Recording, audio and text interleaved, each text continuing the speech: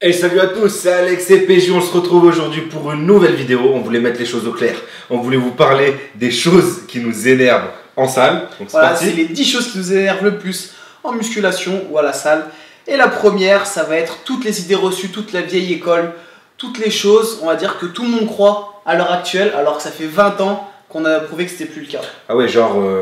Ah non, mais de toute façon, si tu fais plus d'un groupe musculaire par entraînement, t'évolueras jamais. Ce qu'il faut, c'est tu fais les pecs, tu matraques les pecs pendant 1h30, 2 heures, sinon il n'y a pas de résultat. Voilà, il y a aussi cette idée, nous ça fait longtemps, enfin en tout cas ceux qui nous suivent depuis longtemps, vous avez vu que dès le départ on disait on fait de la prise de masse sèche, on conseille jamais, on n'a jamais conseillé à nos clients de prendre beaucoup de poids pour ensuite sécher avant l'été. Et les gens nous disaient non mais c'est pas bien, c'est pas la meilleure solution. Marche. Il faut faire des prises de masse, des sèches, voilà. C'est des cycles, c'est comme ça que ça marche la musculation. Maintenant tout le monde fait, bon les mecs ils se disent prise de masse sèche, prise de masse propre ou prise de masse, je sais pas, il y a plein de noms pour dire la même chose. Mais en gros c'est ce qu'on disait depuis le début quoi. En tout cas ça fait plaisir d'avoir pu aider les gens. Bien sûr on n'est pas non plus les tout premiers au monde, mais sur YouTube. Non mais en gros ce qu'on vous dit ça marche bien, ça par exemple c'est pour les bodybuilders qui font une sèche avant une compétition parce que c'est pour un objectif précis d'une compétition. C'est pas le cas quand la personne elle veut être en forme, et nous c'est pas ce qu'on conseille aux abonnés, c'est pas ce qu'on vous conseille, parce que le but c'est de progresser mais d'être au top, on va dire toute l'année. Voilà, c'est pas le but, c'est pas d'être bien un jour pour une compétition ou... Voilà, le but c'est de rester propre toute l'année, et si il y a des moments où on veut être un peu plus découpé, là on peut faire une sèche, puis derrière repartir sur une alimentation un peu moins stricte, etc. Voilà. J'arrête parce que je commence à être chiant. Vous avez compris que ce point il nous énerve beaucoup. Ensuite, deuxième point qui nous énerve. Bien sûr, à chaque fois, pardon, excuse-moi de te couper, mais à chaque fois on dit... la parole. On dit qui nous énerve, bien sûr c'est entre guillemets, mais entre guillemets sans faire ça avec les doigts, parce que ça m'énerve. Donc le deuxième point, c'est l'image de la muscu qui est un peu beauf, et les gens qui font en sorte que ça continue, que ça se perpétue, cette image de beauf de la muscu. Exact. Ah, c'est à moi de continuer. Ouais, je voulais que tu donnes un exemple.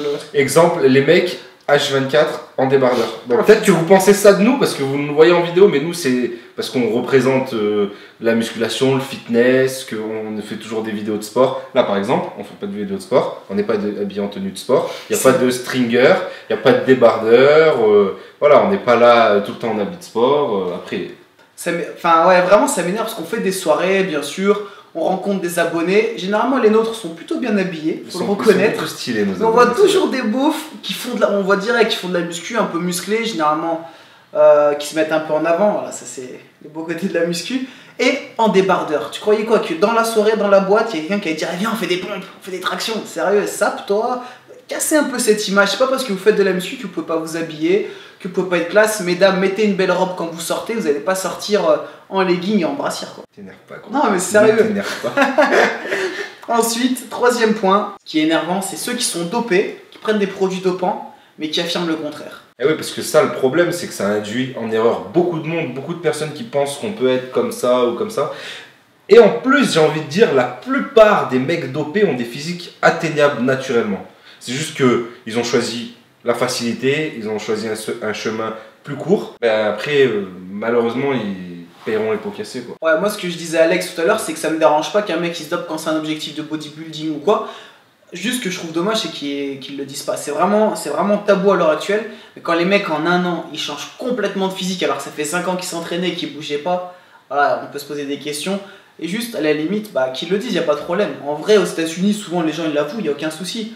Après, voilà, c'est juste dommage que les gens, quand ils démarrent en musculation, ils imaginent que c'est un physique atteignable, alors que c'est pas le cas. Bah après, moi, PJ lui disait, il a rien contre ça. Moi, personnellement, je trouve que c'est quand même un chemin, entre guillemets, de faible. Voilà, c'est un chemin un peu trop facile.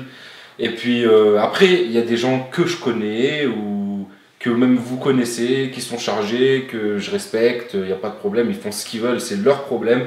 Après, les mecs, il faut dire la vérité, si vous voulez faire du bodybuilding, que c'est votre passion, que vous voulez aller loin là-dedans, bah, faut pas se voiler la face, les gars, il va falloir y passer à un moment donné, non?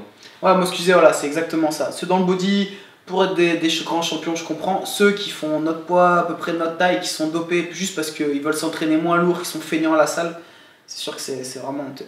Et ensuite, c'est un peu l'opposé, mais il y a ceux qui jugent, par exemple, qui vont traiter tout le monde de dopé sans savoir, parce que justement, ils perdent leur temps à la salle, ils font que discuter et ils s'arrachent pas. Ça, c'est énervant. Alors, il y a plusieurs types de mecs. Il y a ceux qui sont eux-mêmes dopés et qui vont dire que les autres le sont.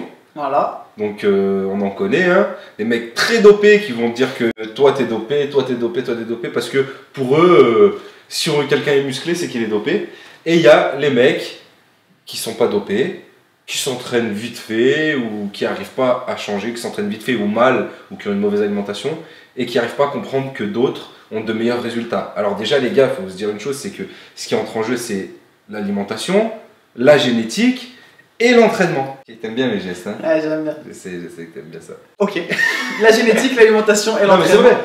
Non, exactement. Et puis surtout, j'avais vu une fois par exemple un commentaire, je le défends, parce qu'il n'ose pas de le dire, mais il y en a un qui avait mis sous une de ses photos, c'est sûr il est dopé. Moi je m'entraînais très bien, je mangeais très bien, et je me dopais et j'arrivais pas à avoir ce physique-là. Bah, mon pauvre, à l'entraînement, putain, tu devais vraiment pas t'arracher, quoi. C'est impossible de ne pas avoir de résultats si tu t'entraînes très bien, hors maladie, on va dire très rare, mais c'est sûr que tu auras des résultats. Si tu manges très bien, ça fait qu'optimiser, et c'est une base donc pour les résultats. Et bien sûr que la génétique va forcément jouer, on part pas tous, pardon, du même point de départ. De la même manière, c'est comme tu disais, un mec qui a des gros mollets, Alex il dit bah moi je travaille les mollets 3 fois par semaine et j'arriverai jamais à avoir les mêmes résultats que lui, il est dopé. Non, c'est pas ça, la génétique elle joue bien sûr, vous faites en fonction de votre physique de départ, chacun n'a pas le même physique, mais dites pas lui il est dopé, c'est pas en fonction des résultats, c'est une progression vraiment très rapide quand on est dopé et des fois à l'extrême où ça se voit. Exact, et pour parler de mes mollets, je les matraque comme un malade. D'ailleurs, en ce moment, je suis en train de calmer un peu parce que j'ai compris que... C'est mort. C'est mort. Ouais, j'aurai jamais des mollets énormes, ok, il faut faire avec ce que j'ai. Bien sûr qu'ils peuvent encore grossir un peu, mais je les matraque. Il y a des mecs, je connais des dizaines de mecs qui font jamais les mollets, qui ont des mollets énormes, c'est comme ça. J'ai une petite anecdote d'ailleurs, parce qu'il n'y a pas longtemps... je dormais pas loin d'Alex et j'écoute dans la nuit, il bouge et tout. Il disait non, les mollets, non. Et je lui dis qu'est-ce qu'il y a, gros? Et il m'a dit j'ai lu que des articles. J'ai trop le tendon, trop long le tendon d'Achille, trop long les mollets, trop haut. Trop cool. J'arriverai pas à les développer. Des mollets de sprinter. Il fait des cauchemars. Je suis Ah oui, chasseur après né. le mec il m'a dit une théorie. C'est les plus grands sprinters qui ont les mollets comme ça et tout. Putain, il va loin. Non, mais en gros, longues jambes, buste court, mollets Petit hauts. sexe. Tu l'aimes? Mollet haut, c'est ça qui fait sprinter. C'est le genre de physique parfait pour sprinter. Ok. Ensuite, 5e point qui nous énerve, ceux qui donnent des conseils de merde, que ce soit à la salle ou dans les Oh commentaires. putain, le pire c'est sûr dans les commentaires. J'ai remarqué, il y a des mecs. Alors par exemple, un exemple très simple, je vais me mettre au développé couché. Je fais une série au développé couché. Alors on sait très bien qu'au développé couché, il faut être très gainé, creuser le bas du dos, justement pour contracter et avoir aucune pression sur les lombaires. Et les mecs qui n'y connaissent rien du tout, qui disent ouh là là là là là là, parce que j'imagine leur intonation, c'est à peu près ça. Ouh là là là là là là, attention ton dos là. Faut Tu relever risques les de- jambes, mais faut croiser les pieds. Tu risques de pas faire long feu quand tu viens comme ça. Vraiment, on l'a déjà répété plein de fois, mais il y a des bases, et c'est possible de temps en temps que vous avez appris quelque chose quand vous étiez débutant, que votre prof de PS il vous a dit, et après quand vous allez évoluer, bah, les choses elles changent. Au départ on vous apprend des choses grossières et petit à petit ça change. Nous on n'apprend même pas aux gens à démarrer par exemple avec les jambes relevées parce que c'est une erreur, ça a été démontré plein de fois, c'est plus dangereux pour la colonne vertébrale, il y en a qui le font encore, bref, Il y en a ça qui- peut se après, discuter. ça peut se discuter pour certains objectifs.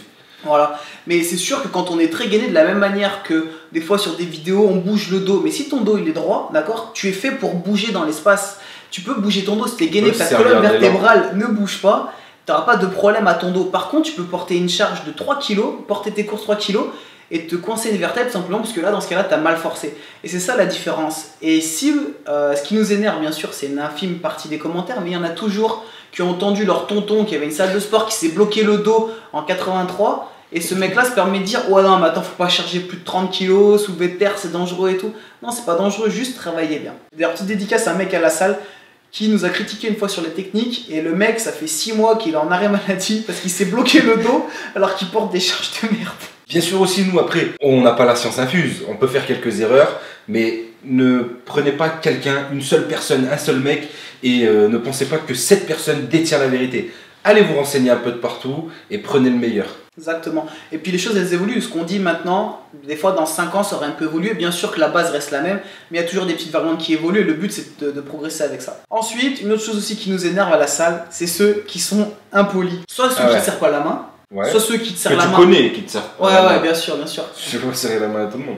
Ceux qui te serrent la main mais qui regardent pas. Et le pire, c'est ceux qui veulent te prouver qu'ils ont de la force quand ils te serrent la main. Ouais, c'est pas un concours de qui va serrer le plus fort. Toi, tu t'y attends pas, t'as la bague, elle est un peu de travers, le mec il te serre, il te serre le doigt. Ça lui rentre dans la main. Aïe. Il te serre le doigt, tu sais. T'as envie de lui envoyer une tarte avec l'autre main. Oh les gars, c'est pas un concours de force. Serrez la main normale. Et pareil, hein, ceux qui ont la main toute molle comme ça aussi, c'est dégueulasse. On serre la main normalement. Exactement. Pas trop fort, pas trop. Ensuite, il y en a un, on l'a mis, c'est surtout Alex que ça énerve. Les mecs qui sont trop équipés à la salle de sport et qui poussent rien. Le mec, il arrive, il a le truc sur les poignets pour s'essuyer le front. Il a les bandes de tirage, il a les bandes sur les poignets, les coudes et les genoux pour protéger ses articulations. Il a le truc pour le téléphone là. Il met dedans. Il a tout. Il a la nouvelle paire de baskets, elle est neuve, il a des ressorts comme as, c'est tout neuf, ça ne bouge pas, les chaussettes, tout est ajusté. Mais il fait que dalle. Il se fait pas mal une seule fois. Il pousse rien. Il se fait pas mal une seule fois. Oh les gars, quand vous faites une série de musculation, quand ça commence à brûler, faut pas s'arrêter. Hein. C'est là où vous commencez à travailler. Ensuite, aussi, 8e point qui nous énerve, les gens qui puent à la salle. Changez-vous de temps en temps. Il y en a, c'est pas de leur faute, ils puent. Mais la plupart des mecs qui puent, tu le revois le lendemain avec le même t-shirt. Ouais, c'est ça, changer de t-shirt. À la muscu, je veux dire, forcément, on est obligé de transpirer là, quand on fait du sport. Il y en a une fois d'ailleurs qui l'a mis dans les commentaires, oh là là, il se change tous les jours à la salle. Mais change-toi tous les jours, mec, toi aussi. Tous les jours. Tu dois changer tous les jours de ton t-shirt, c'est normal que ça sente la transpiration. Ton caleçon aussi, change-le tous les jours. Et tes chaussettes, et ton short, tout. 9e point, ceux qui crient abusément à la salle.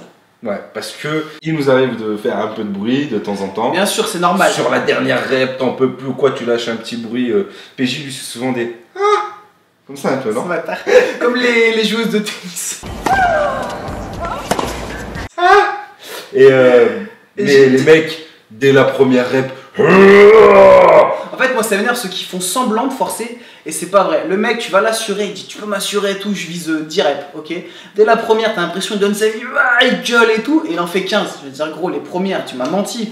T'es un sale mytho, je veux dire, force quand c'est dur quoi, fais pas semblant. Et t'as pas un ami, ouais, petite anecdote. Est-ce que tu connais un ami qui est derrière la caméra et c'est le mec. Quand par exemple le PJ s'entraîne pas avec lui, parce que la plupart du temps ils s'entraînent ensemble, voilà, mais quand ils font pas la même séance et qu'Yacopo est assez loin, il crie plus fort. Il crie fort, genre pour me dire, pour prouver qu'il s'entraîne bien à PJ. PJ, t'as entendu, j'ai forcé la gros, c'est rien de gueuler, pousse, je m'en fous que tu cries moi.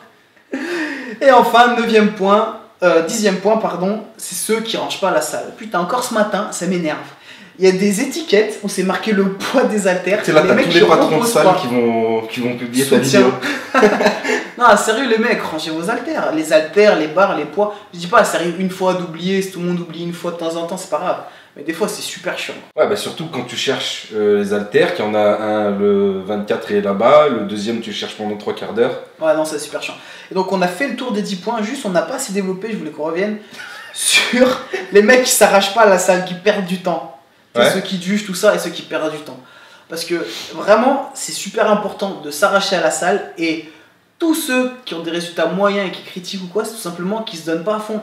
Et nous, à chaque fois qu'on s'entraîne avec quelqu'un, que ce soit un ami ou même quelqu'un comme ça de la salle de nouveau, on se rend compte que putain, les mecs ils se tuent pas. Ils se tuent pas. Il y a des mecs qu'on fait venir, qui viennent s'entraîner avec nous et tout. Bah, par exemple, quand on fait les vidéos TWM, quand on vous montre nos séances, qu'on invite des abonnés, la plupart du temps, les mecs nous disent mais j'ai jamais poussé ça, j'ai jamais soulevé ça. Et pourtant, vous les regardez dans les vidéos, ils ont pas du tout de technique dangereuse ou bon, de temps en temps, il n'y a pas une amplitude maximale. Ou... Bien sûr, on essaie d'aller les pousser un petit peu plus loin. Après, eux, il y a l'adrénaline aussi qui est sur le coup, qui fait que ça les pousse. Ouais, ils sont filmés et tout, mais bon, tu dois toujours l'avoir cette adrénaline, tu dois toujours avoir envie de tout donner. C'est vrai, ils m'engueulent aussi, moi. Non, c'est vrai, et vraiment, c'est important. Et il y en a trop, ils n'ont pas de résultat tout simplement parce qu'ils s'arrachent pas. C'est impossible. Des fois, j'en vois au coucher, par exemple, ils prennent, je sais pas, 2 haltères à 40. On arrive, on dit, oh, aujourd'hui, on essaie de prendre un peu plus lourd. On prend 2 x 50, il fait le même nombre de reps. C'est impossible. Tu peux pas rajouter 10 kg, faire le même nombre de reps. Tu peux pas te dire, bah tiens, aujourd'hui je vais me lester 15 kg de traction, d'habitude je me lestais pas et faire le même nombre de répétitions. C'est-à-dire que les autres fois, tu t'es pas donné à fond et dans ce cas-là, tes séances elles en servent à rien. Bon, ben voilà, on a fait le tour des trucs qui nous énervent en muscu. Parce en général. Le sourire quand même. Ouais, mais il y en a beaucoup d'autres. Il y en a beaucoup d'autres. Donc si vous voulez qu'on la refasse avec d'autres points, on pourra la refaire. Bien sûr, on vise personne, c'est juste des remarques, ce qui nous énerve. Après, on n'a rien de grave contre les gens qui font toutes ces erreurs-là. Voilà, j'espère que la vidéo vous a plu. N'hésitez pas à vous abonner à la chaîne et à vous abonner à la chaîne Alex et PJ. C'était Alex et PJ. On se dit à très vite et surtout d'ici là, gardez la pêche. Et ceux qui m'énervent le plus, c'est ceux qui sont pas abonnés à la chaîne Alex et PJ. Alors allez vite vous abonner les gars, ok? Et checkez bodytime.fr. Tu conclus? Chaussettes. Ah merde, on la voyait depuis tout à l'heure? La dernière Ah c'est pas partie. grave, c'est pas grave. La dernière C'est une partie. chaussette, j'ai le droit d'être en chaussette chez moi. Tu préfères manger une teub et t'asseoir sur un gâteau ou l'inverse? Putain, je te connais celui-là. Je m'en fous, tu réponds toi aussi. Ah, c'est bâtard. Parce que je savais, je l'avais vu cette question, putain.